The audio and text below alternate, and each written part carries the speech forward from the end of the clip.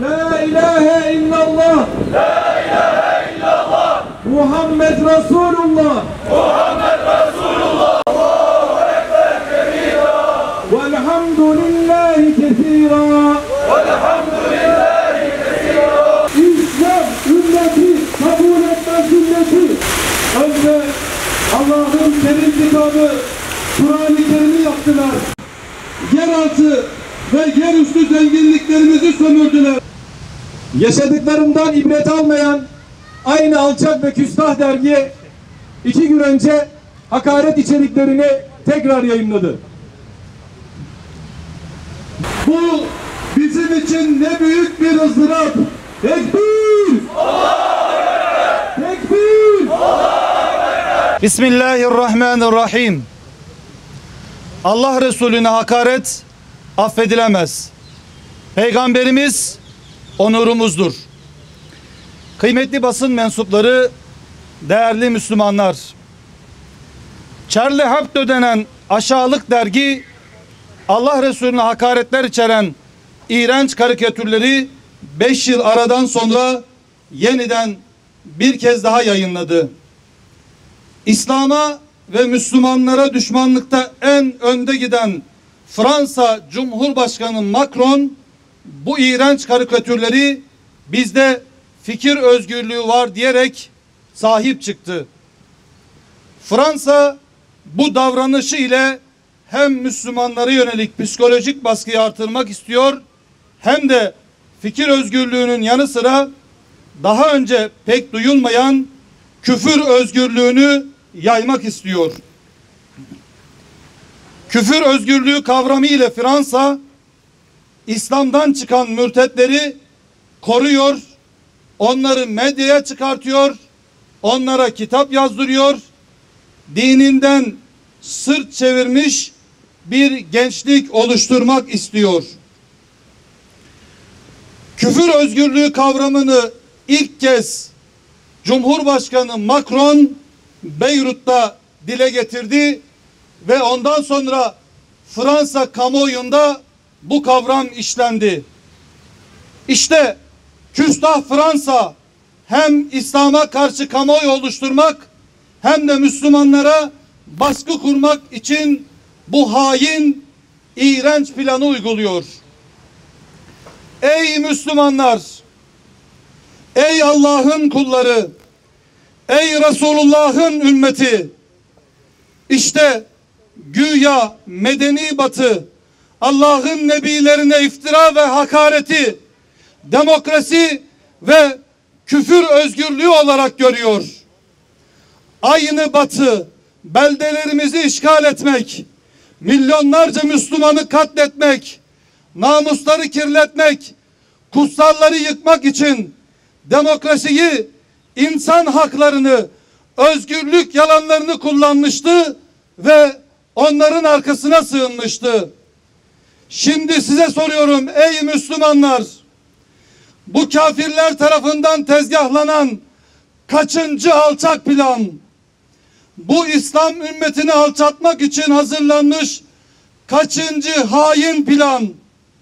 Bu gerçekten fikir özgürlüğü mü yoksa bu Müslümanlara karşı bir meydan okuma mı? Evet, bu 2 milyarlık İslam ümmetine açık bir meydan okuma ve açık bir aşağılamadır.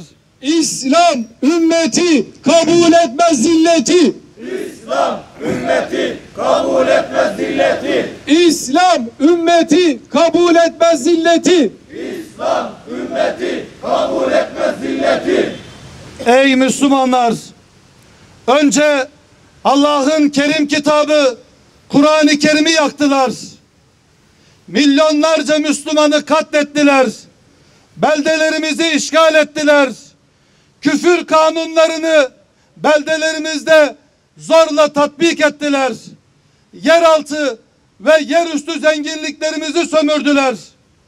Şimdi de Allah'ın nebisi Resulullah'a hakaret içeren galis karikatürleri yeniden yayınladılar.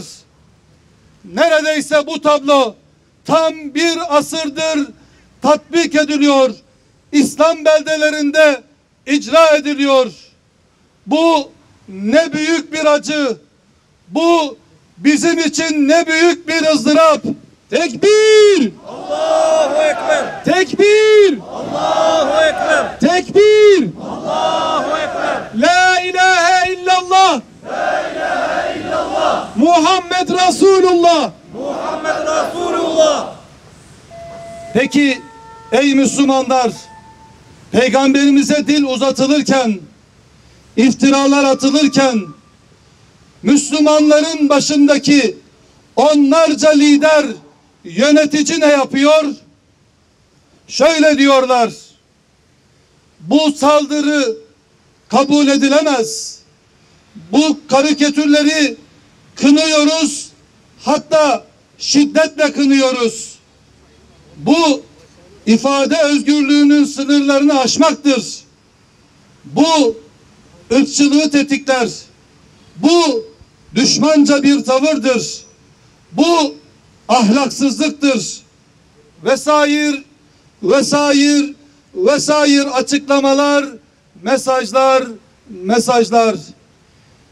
Hiçbir anlamı olmayan, kafirleri dahi korkutmayan bu açıklamalar tam 100 yıldır hiçbir etki oluşturmuyor.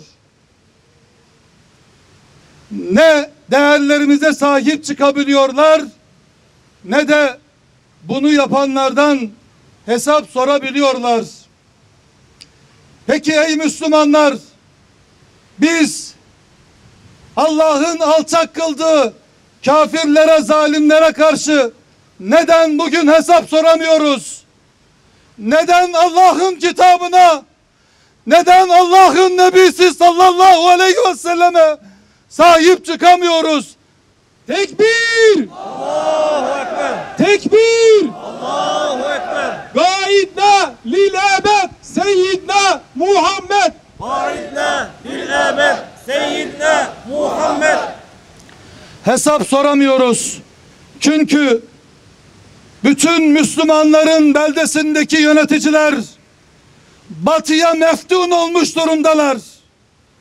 Onlardan korkuyorlar. Allah'ı razı etmek yerine kafir batılıları razı etmeye çalışıyorlar. Tekbir! Allahu Ekber! Tekbir! Allahu Ekber! La ilahe illallah. La ilahe illallah! Muhammed Resulullah. Muhammed Resulullah! Onlarca İslam beldesine rağmen hiçbir beldemizde Allah'ın kitabı, Nebi Aleyhisselatü Vesselam'ın sünnetine dayalı bir anayasa ve kanun tatbik edilmiyor. Bütün yöneticiler batıya sözle karşı çıkıyor ama fiille, anlaşmalarla onlarla birlikte beraber oluyorlar. Küstah, kafir Macron 2 milyar Müslümanın tepkisine aldırış etmeden ülkesindeki düşünce özgürlüğünü savunuyor. Ama Müslümanların başındaki liderler kendi kutsallarını korumak için hiçbir somut adım atmıyor. Aciziyet içerisinde sadece kınama mesajları yayınlıyorlar.